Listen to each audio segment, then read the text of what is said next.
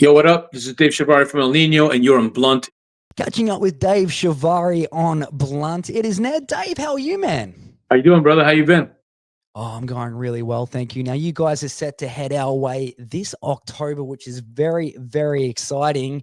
How's the feeling in the camp right now, Dave? Things are fucking awesome right now. We're recording the new album right now as we speak. We cannot wait to fucking come to Australia. It's been about 8, 9 years. Australia is like a second home to me. I'm married to an Australian girl for 18 years. My daughter was born in the Gold Coast 15 years ago. Wow. And yeah, so like Australia is a second home to me, but we can't wait to head back. The band's excited. We have new music. We're going to be dropping a new single, a new video in the end of June. And then we're dropping the album sometime between July and August. And so we're psyched. We can't fucking wait. Oh, you guys are all go. So when you think of Australia, you've obviously just put down a bunch of things there, shows, meeting your wife. That's insane right there. What do you, I guess that's probably got to be the standout, or maybe the birth of your daughter. What's the first thing that comes to mind? I mean, first tour that I ever did there was with Static X and El Nino in 2006, 2005. And it was fucking amazing. We had a great fucking time. It was the most beautiful place that we've been to at that point. And Australia just feels like a home to me. I mean, I go because of my wife and my daughter. I go every year. We go every year, Yeah, and nice. endure that fucking grueling 16 and a half fucking hour flight. Fucking blows balls, but we do it, and we go there, and I always said Australia has the fucking most beautiful beaches in the world. I've been to a lot of places. I've been to a lot of different beautiful beaches, but can't fuck with Australian beaches. Oh, there you go, right there. And you've played with a bunch of Australian heavyweights too on the music side of things, like Parkway Drive, Amity Affliction, The Yeah. Art Is Murder. Is there any that stand out to you the most, Dave?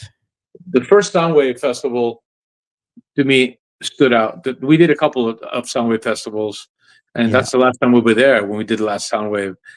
We haven't done a headline tour since 2005. So that's a long fucking time. You know what I mean? Yes, yeah. And so now we're going to actually do a very long set. We're doing a 90-minute set. And we're like actually allowed to do whatever the fuck we want. So we're going to be playing till motherfuckers can't fucking take it anymore. So we can't wait, man. Everything about Australia feels like home to me, from the food to fucking the vibe, the hype. Everyone's really fucking nice in Australia. Nobody's really an asshole, thank God. And yeah, I just can't wait to get back. We can't wait to get back, especially some of my new guys that haven't been there. Like my percussionist, vocalist Miggy, and Sal, who's been actually. Sal was there when we did Soundwave with Upon a Burning. He used to be in Upon a Burning Body, and he's my guitar. Sal's my guitar player in the band in El Nino now for like 4.5 years. The guys, Jess, also they can't wait to get to Australia. They're gonna be like, holy fuck, man, this place. I'm moving here. Now, you guys are all systems go at the minute, Dave. Like, what do you think's fueling the fire and the sort of energized feel about El Nino at the moment? Sometimes you feel like the underdog, right? And the underdog's got to work a little harder than everybody else. But it's the reward of being able to say fuck you to people that don't believe in you and don't believe in your band, right? Right now, we're in the best position that we've ever been. Mentally, physically, everyone in the band is working out. Everyone is getting ready for the rigorous tour schedule that we have coming up. We just get along really well. Everyone's in a good place, like I said, spiritually and mentally, and everybody knows what they want. And just fucking, it's cool. It's cool to be in a situation where you don't feel like something is a chore. Like any relationship, whether it's a girlfriend, wife, band member, anything. When it starts to feel like a chore, it's time to get the fuck out. It feels great. Like we have a great time, when we're on tour. We just have a blast. We have a good time. Everyone's fucking all smiles. Everything's fucking cool. Everything's badass. You've weathered label shifts. You've had member changes throughout and like a bunch of industry chaos as well. What do you think sort of kept you anchored the whole time, Dave? You've been there through it all.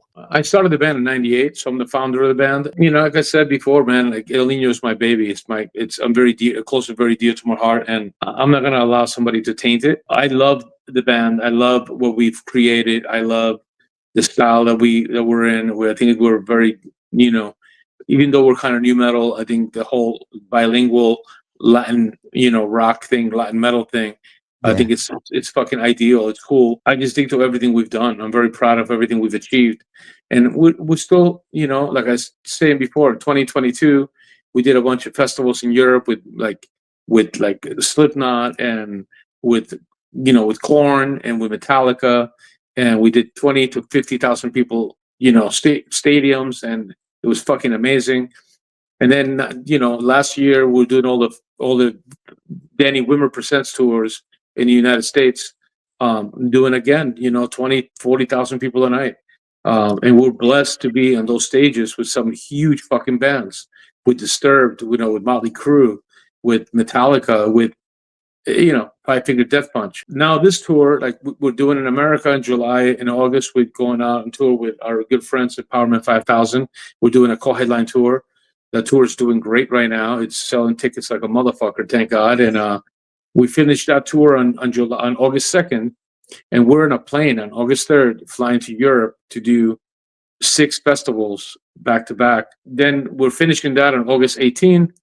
We got 2 weeks off, and then we're coming to Australia. And then it's time to go to Australia, New Zealand. And then we're back from Australia, New Zealand. We got 3 weeks off, and then we're starting South America and Mexico. So we're doing 4 continents in 90 days.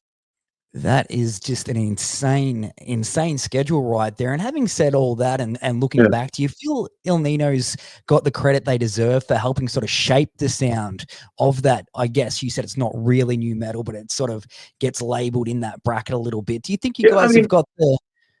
Yeah, the whole Latin metal thing that we do, that we bring to the table, I think it's been something that is original. So I think that people tend to like original stuff more than cookie cutter stuff. About credit deserved, I don't really look at it that way. I mean, I look at it this way. I mean, as long as people like the band, we're still going to be around. To me, it's not a contest among peers.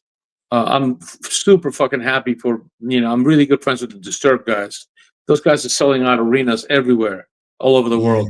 I'm really good friends with Korn guys. I'm friends with the Korn guys. I'm friends with the Deftones, with Chino from the Deftones, blah, blah, blah. And those guys are, new metal is bigger than ever. I mean, the Deftones just last month sold out Madison Square Garden in New York City. Yeah, I mean, for sure. That's fucking crazy. I mean, when you hear Madison Square Garden being sold out, is bands like it's artists like Beyonce and pop shit. Now that you have like Disturbed just sold out Madison Square Garden, Deftones just sold out Madison Square Garden.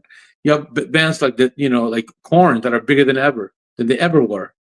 Playing all the major festivals, headlining major festivals, which they have in the past. But when they go out and do headline tours, they're selling out everywhere. At that point, the pressure is not on the 30 bands that are playing your tour, but it's on you because you're the headliner. 100%. And that makes me think, like, is there something from back in the day, like because this just seems all crazy with like the likes of Korn and Deftones headlining Madison Square Garden, like you were saying. What's something that you take from back in those early days in the late 90s that sort of you keep strong with you to this day, Dave? I think that the work ethic of touring, the work ethic, every single time, all those bands were created upon one moniker: go on tour right before you release a record, and stay on tour while you're releasing all the singles to that record. And that's been the format for bands like Korn and Disturbed, like Machine Head and Metallica. Metallica's coming out on a new tour, new single coming out. You know what I mean? Or a new movie coming out. There's something happening every time that somebody goes on tour, because you have to hit it from all the angles. You can't just go on tour. You have to have something behind it. That's just why, like, we haven't toured since last year for about 10 months, because there's no reason to tour. What are we going to do? Just go on tour and do what? We want to support a new album. We want to support new music. And to me, that's the old school mentality. Get everything ready, put a new album out, fucking tour the world, let everybody see the band. And what best way of seeing of doing that than by backing up your new record? Yeah, exactly, 100%. And just switching Yeah. things up, you kind of mentioned releasing music and movies in there, that sort of thing. It made me think, what is the best thing that your music has popped up on El Nino? Like, if you can think back of one thing that's featured on like a movie or a gaming Of course, soundtrack. the Freddy versus Jason soundtrack was immense Yes. for it was immense for us. It was a huge moment for the band where, you know, the directors loved the song and they chose the song out of the entire album. It brought us to a whole new plateau. It brought us to be on tour with, Rob Zombie, Linkin Park, Puddle of Mud, Disturbed, Seven Dust. I mean, that touring cycle for that album, for the first record and second record, we did 23 months of touring in Damn. 27 months. I was home 4 fucking months in 27 months on Revolution. I mean, it was fucking stupid. It was like you go home, you open up your luggage long enough to wash your laundry, and 7 days later, 8 days later, I'll fucking see you later. Goodbye to your family, your loved ones. I'll fucking see you in 40 days. And bam, you're out again. And a lot of times when we did Machine Head and POD back to back, we finished a bunch of arena shows, radio shows in America. And I remember walking out of a show in Orlando, Florida, in Tampa, Florida, I'm sorry. We were like, okay, we are being taken right from the stage, right into a car, right to the airport, and we're landing, and we're going on tour with POD. And we landed the day of, because we left around 5 in the afternoon, and then we landed there like 11 in the morning. We were on stage sound checking at 3 p.m. that day, the next day, and then we did that full tour. Then that finished, and then we went on tour with Machine Head and Skindred. It's fucking crazy. I mean, it's fucking stupid. It's nuts. But again, it goes back to, how bad do you want it? I've lost a lot to being in the music business. When I started out, I'd go on tour because I've been in a bunch of other bands, a band called Gothic Slam, Lost Rocket, Method of Destruction, Propane, Soulfly. I played with a bunch of bands in my career. And when I started El Nino in '98, you have to be prepared to get fucked, because, you're starting out at a position where you go on tour, you come home, there's no money. Nobody's paying you for being home. And I can't tell you how many times since I was a kid, I'd come home from the airport and there'd be a fucking piece of paper on my wall, on my door, saying, "You've been evicted. You got to get the fuck out. You got 4 days to get the fuck out. You got to get your shit and get the fuck out." And that's life. So at that point, that can make or break you. It can break you in the sense you're like, "Fuck this. I can't do this. I got to get a regular job, and I need to have that income where I can fucking survive and do what I got to do." Or you say, "Fuck it. I'm not going to do what everybody else does. I'm going to do whatever the fuck I want to do on my own terms. And I'm going to get fucked, and I'm going to get fucked." I've been thrown out of homes, 2 different rentals because of this. I remember walking up to my car one day and the car's not in the parking lot. That car was fucking repoed. Oh, And I was a kid. So when you're a kid, when you're in your fucking 19 years old, you're 18 years old, it can fucking break you. It can make you think twice, like, say, hey, do I just say fuck it and just give up on my dream? Or do I say fuck you and use all this shit as calluses to strengthen you and not give up? And I think that having that type of upbringing and being from the East Coast, that definitely has paved the way on how I handle the band these days. We had member changes, and I'm glad to say, like, we had a really bad situation 4.5 years ago when Christian Machado and the singer parted ways, and we're friends now. You know, oh, um, that's great. we approached each other last year in December, and we sat down and we chatted, and you know, and we both wished each other the best. And he wished that we did things didn't go there, that we didn't go into a bitter legal battle. And he wished me the best. I wished him the best. We fucking hugged it out, and I told him that he has a great band. He's told me that he's happy, and I'm happy, and everything's cool. We see eye to eye, and we are cool now. And we had a great moment. And then not long ago, like a week ago, look, I'm trying to work. When you get older, you start to realize that it's all about kindness and spiritualism, and to have a positive vibe around you, because negativity will bring you the fuck down. The black cloud Yeah. will fucking fuck your day up, fuck your life up. And I try to cut all the dark, negative shit out of my life. And when I was going through this process, that's when I reached out to Christian, and Christian reached back, and we had a great combo, and we were very, in tune with. Yeah, it sucked that it happened that way, and it should have never happened. We should have sat down as friends and figured it out, but it happened, and we're here, Yeah. and we're human, and everything's cool, and we wish each other the best. And last week we parted ways with our singer Marcos Leal, and last week he called me, and he wants to make amends, and he apologized for his actions, and we spoke as friends. And I told him that I'm super glad that I have a lot of respect for him for picking up the phone and calling me, because it takes a big man to realize when you fuck up and when you make any kind of mistakes. And that, to me, is well deserved respect for somebody. And he called me, and he's like, hey, I just want to, I wish you the best. And same thing, me to him. I said, your new projects, wish you the best too. In the future, you never know what's going to happen. And we can have a feature with anybody. We don't know. Nothing's off the table. You know what I mean? And again, we're in a good fucking place. We okay, we're on the phone for a while, and we're all good, man. I wish him the best, and he wished us the best. And things are fucking good. Things are good in our camp. We're firing all cylinders right now.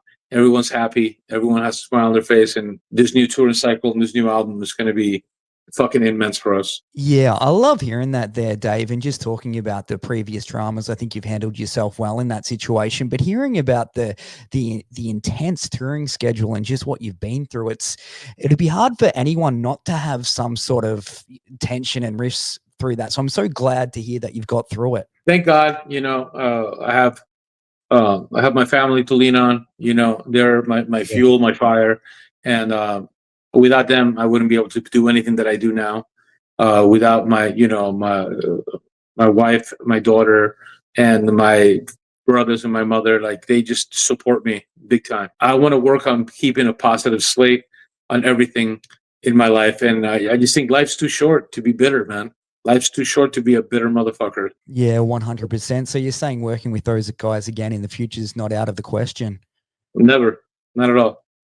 Oh, I love that, man. So you've built yourself a legacy, but you've still got a lot to go as an artist. What's up next for you, Dave? Outside of music and just in life in general? I've always been I've produced in the past. I produced all the El Nino albums since Yeah. day one.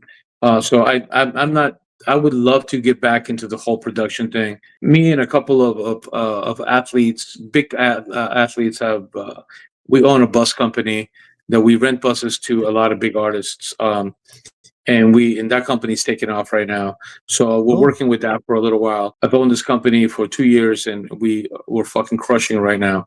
Thank God. And everything's cool. Like I said, we definitely gonna slow back into more playing and less being involved with anything else, and just being involved in the whole music aspect of everything, whether it's producing, or whether it's playing. I mean, it gets to a point that, do I really want to go on full tours? And like, I'm fucking insane, to put myself out there for four continents in 90 days. I must be fucking mental to do it to myself. You know what I mean? But I love music, man. I love everything about it, and I love my band, and I love the guys in the band, and you know the present lineup with Laz Pina, who's my bassist, and my right hand guy is Revolution, and Danny Cuoto, my percussionist, who's been with me since Confession. He left for a little while, came back, and the three guys that have been in the band for 4.5 years now. Sal, who used to be in a part of Burning Body, my guitar player, my other guitar player, Jess De Hoyos, and my singer percussionist, Miggy Sanchez. I mean, those guys are fucking super talented, man. We're so happy to have them in the band. Their talent is fucking immense. We are firing on all fucking cylinders, man. Thank fucking God. Oh, I love that, Darren. I'll be kicking myself if I don't ask you, Dave. What's the upcoming? Is there anything on the go for Terra Universal? We are definitely going to release something on Halloween. We're working Oh, on there. something for Halloween, but I'm so fucking busy. So I have to, Yeah. it's hard for me to fit it in between all the crazy shit that's going on, but in between the business that my family owns, the bus company, and as well as now finishing this album, then I got fucking 4 continents of touring to do in 90 days. I definitely will be working on a full length for Terra Universal this year, towards the end of the year. But we're definitely already working on releasing one song for Halloween, which Oh, that is actually awesome. falls, which actually falls on a Friday, which is release date for music, which is Oh, crazy. look out. It has been a Friday for, well, obviously for 7 years, right? So Yeah. we're not gonna fuck that up and not release something on Halloween. Oh, love to hear that. Thanks so much, Dave. Well, it has been a Oh yeah, bunch of fun chatting to you, and everything sounds like it's thank you. really going full. Yeah, no worries at all. Everything looks all good, man. And you can catch these guys, Il Nino in Australia, Friday the 12th of September in Sydney, the 13th at Max Watts in Melbourne, and wrapping things up on the 14th in Brisbane at the Triffid. Get your tickets through octoberpresents.com. Thanks so much, Dave, for taking time out. This will be a 90-minute set from El Nino that we've never done before, and we're bringing some production with El Nino like we've never done before. So don't miss this fucking show. Everyone's fucking pumped, and we're bringing a demo with us, which is the first time that they've ever been to Australia. So it'll be fucking fun as fuck. It'll be great.